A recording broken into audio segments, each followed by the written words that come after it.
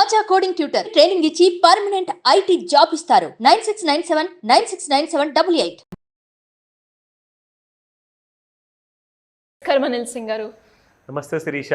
So ఎన్నో మార్గాలు మనము వీడియోస్ ద్వారా ఎలా డబ్బుల్ని సేవ్ చేసుకోవాలి అన్న విషయాలు చెప్పినప్పటికీ చాలామంది కూడా సార్ ఇంకా ఇన్వెస్ట్ చేయడానికి మాకు ఇంకేదైనా కొత్త స్కీమ్ ఉందా, ఒకవేళ ఉంటే లైక్ ఎక్కువగా రాబడి వచ్చేలాగా తక్కువ ఇన్వెస్ట్మెంట్లో చాలా తక్కువ సమయంలోనే రిటర్న్స్ హై వచ్చేలాగా అని అడుగుతూ ఉన్నారు సార్. అలాంటి వాళ్ళకి మనం ఏం చెప్పొచ్చు? Is there any option? సింపుల్గా నిజంగా ఒక ట్రూత్, ఒక స్టేట్మెంట్ ఉంది సార్. ఆ స్టేట్మెంట్ కన్నా ముందు అంటే సమయం అన్నాను కాబట్టి చాలా మంది కూడా రిటైర్మెంట్ వచ్చే వరకు కోటీశ్వర్లు అవ్వాలి అనుకుంటారు. అలా కాకుండానే ఒక 30 ఏజ్లో కూడా కోటీశ్వర్లు అయ్యే ఛాన్స్ ఉందంటారా? That's a wonderful dream. In fact నేను చెప్పాలంటే అదొక కళ. ఆ కళని నిజం చేయాలి అంటే దానికి ఒక స్ట్రాటజీ ఉంటుంది. ఆ స్ట్రాటజీ మనం ఇంప్లిమెంట్ చేస్తే, ఒక విషయం మన అందరి ప్రేక్షకులకు చెప్తున్నాను, మీరు ₹1,00,00,000 అప్పు కూడా ఇట్టే తీర్చేయచ్చు ఈ స్కీమ్తో. ఈ స్కీమ్లో ఇన్వెస్ట్మెంట్ చేస్తే మీకు వచ్చే ఆ రాబడి, ఫర్ ఎగ్జాంపుల్ ఒక ఫ్రెండ్స్ దగ్గర హ్యాండ్ లోన్ తీసుకున్నామా, లేదంటే ఒక ఫైనాన్సర్ దగ్గర తీసుకున్నామా, టైం ఉంది మనకు కట్టడానికి, సరే, కానీ మనం కట్టాలి, అది మన బాధ్యత ఎంతైనా. ఎందుకంటే బ్యాంక్స్ అంటే ఏంటంటే 1 సంవత్సరము 4 సంవత్సరాల లోపల కట్టేయండి బాబు, ఆగే సమస్య లేదు అసలు అంటారు. సరే, కాకపోతే మనం హ్యాండ్ లోన్ ఫైనాన్సెస్ తీసుకున్నాక నా పరిస్థితి ఇప్పుడు బాగాలేదు, కానీ చాలామంది ఏమంటారంటే 80% నేను మీకు తిరిగి కడతాను, అప్పటిదాకా కావాలంటే చిన్న చిన్న ఒక ఇంట్రెస్ట్ ఏమైనా ఉంటే చేద్దాం, లేదంటే దాన్ని మొత్తం కలుపుకొని, ఇప్పుడు ఫర్ ఎగ్జాంపుల్ ఒక 20 lakhs 10 lakhs అప్పు చేశారండి, అది లేదు తిరిగి కట్టడానికి. కానీ ఎలా కట్టాలి తిరిగి? వాళ్ళకి ప్రిన్సిపల్ అమౌంట్ అనేది తిరిగి ఇవ్వాలి, ఇంట్రెస్ట్తో సహా తిరిగి ఇవ్వాలి.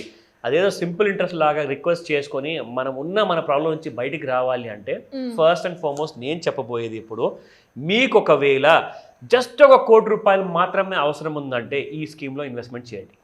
Okay, yes. ఇది ఎక్కడే సార్ ఇన్వెస్ట్మెంట్ అంటే? ఏ ప్లాట్ఫామ్ అంటే? అబ్సల్యూట్లీ మన ఇండియన్ లీడింగ్ సెబీ ఏదైతే ఫ్రేమ్ చేసిందో, ఇది రికమెండేషన్ కాదు, మీ అందరి కోసం ఒక ఎడ్యుకేషనల్ ఇన్ఫర్మేషన్.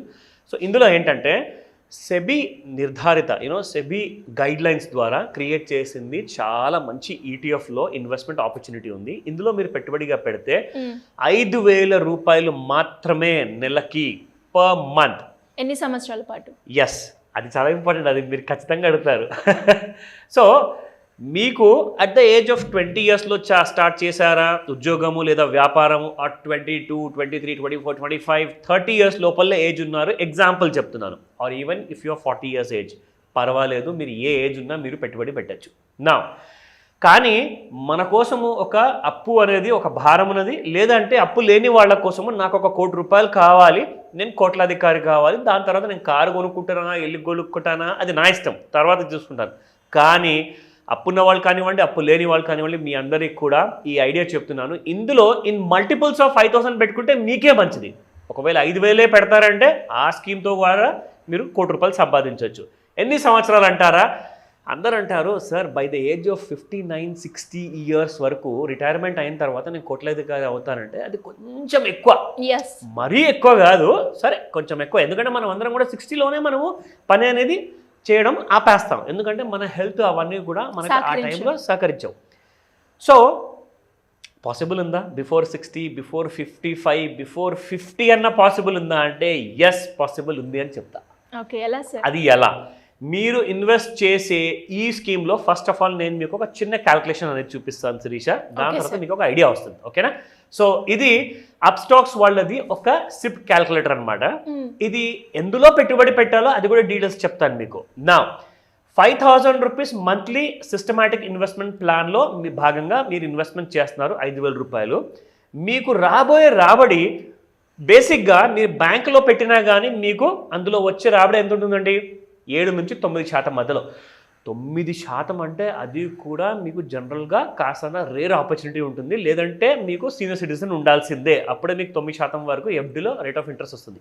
అక్కడ కంటే మీకు ఎఫ్డీలో ఒకవేళ 9% రిటర్న్స్ కావాలా, 7% కావాలా, మీరు డబ్బు మొత్తం ఒకటిసారి లంసం పెట్టాల్సి వస్తుంది. కానీ ఇక్కడ మీరు లంసం పెట్టట్లా, నెలకు 5,000 మాత్రమే మీరు పెడుతున్నారు, మీరు ఇంట్లో మిగిలించుకున్న సేవింగ్స్లో నుంచి.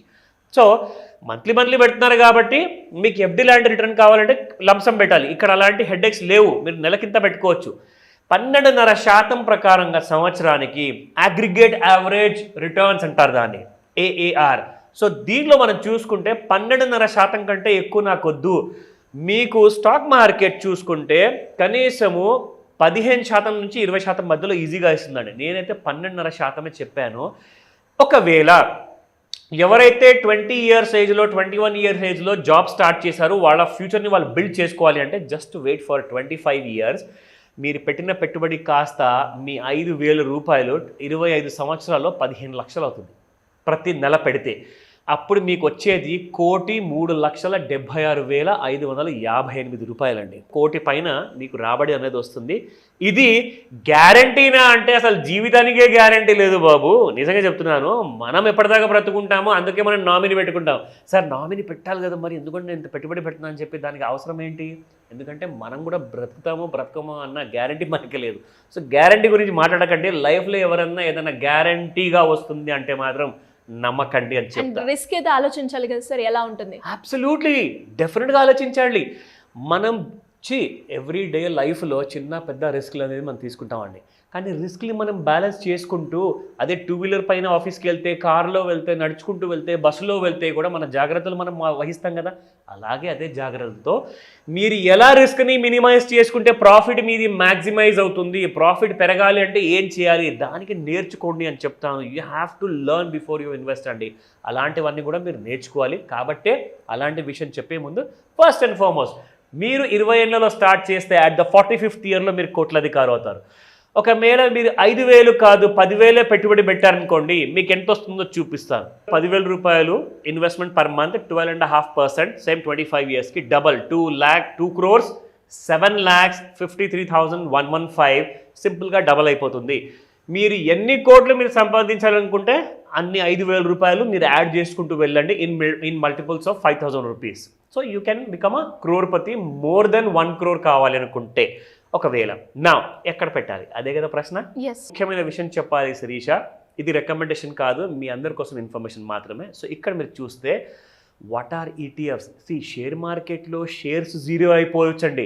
1,00,000 రూపాయల షేర్ కాస్త జీరో అయిపోవచ్చు, గ్యారంటీ లేదు. ఆ కంపెనీ ఎప్పుడన్నా మూతపడచ్చు. కానీ మీరు ఇండెక్స్ అంటే భారతదేశం ఎప్పటిదాకైతే ఒక 1000 సంవత్సరాల 1,00,000 సంవత్సరాల వరకు కూడా భారతదేశం అనేది ఉండబోతుంది. కాబట్టి మనిషి ఉన్నా లేకున్నా మీరు భారతదేశంలో ఉన్న ఎకానమీని నమ్మచ్చు, ఎకానమీలో ఉన్న నిఫ్టీని నమ్మచ్చు. సో కాబట్టి నిఫ్టీకి చెందిన ఈటీఎఫ్స్లో మీరు ఇన్వెస్ట్మెంట్ పెడితే మీకు ఎంత వస్తుంది?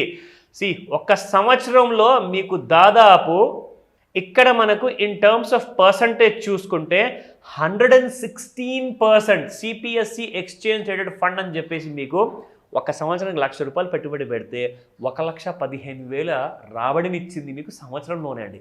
సో ఇలాంటి ఫండ్స్ని మనం ఎలా హోంవర్క్ చేసుకోవాలి? గతంలో ఆ ఫండ్ డబ్బులు అన్ని ఇచ్చిందంటే రాబోయే ప్రతి సంవత్సరానికి ఇస్తుందని చెప్పి గ్యారంటీ ఉందా? లేదు కదా. మరి దానికి ఏం కావాలి?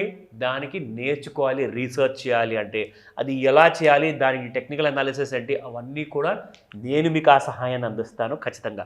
సో ఇక్కడ మనం ముఖ్యంగా చెప్తే ఇలాంటి కైండ్ ఆఫ్ ఈటీఎఫ్స్లో మీరు పెట్టుబడి పెడితే ఈటీఎఫ్ ఎప్పుడు జీరో కాదు. ఎందుకంటే నిఫ్టీ ఇండెక్సెస్ జీరో కాదు కదండి. అందులో ఉన్న కంపెనీస్ కాస్త జీరో అయిపోయినా కానీ ఆ కంపెనీస్ని తీసేసి మళ్ళీ ఎన్ఎస్సి సెబీ ఏం చేస్తుంది, వేరే కంపెనీస్ని పెడుతుంది అనమాట. నిఫ్టీ 50 కానివ్వండి, నిఫ్టీ 100 కానివ్వండి, నిఫ్టీ 500 కానివ్వండి, అన్నిట్లో కూడా కంపెనీస్ పేర్లు మారుస్తూ ఉంటారు. కాబట్టి నిఫ్టీ ఊపిరి ఎప్పుడు ఆగిపోదు. మన కంట్రీకి ఎకానమీకి బ్యాక్ బోన్ అంటే మన ఇండెక్స్. కాబట్టి ఇలాంటి ఈటీఎఫ్స్లో ఎలా ఇన్వెస్ట్మెంట్ చేయాలో ఆ డీటెయిల్స్ అన్నీ కూడా నేను చెప్పగలుగుతాను.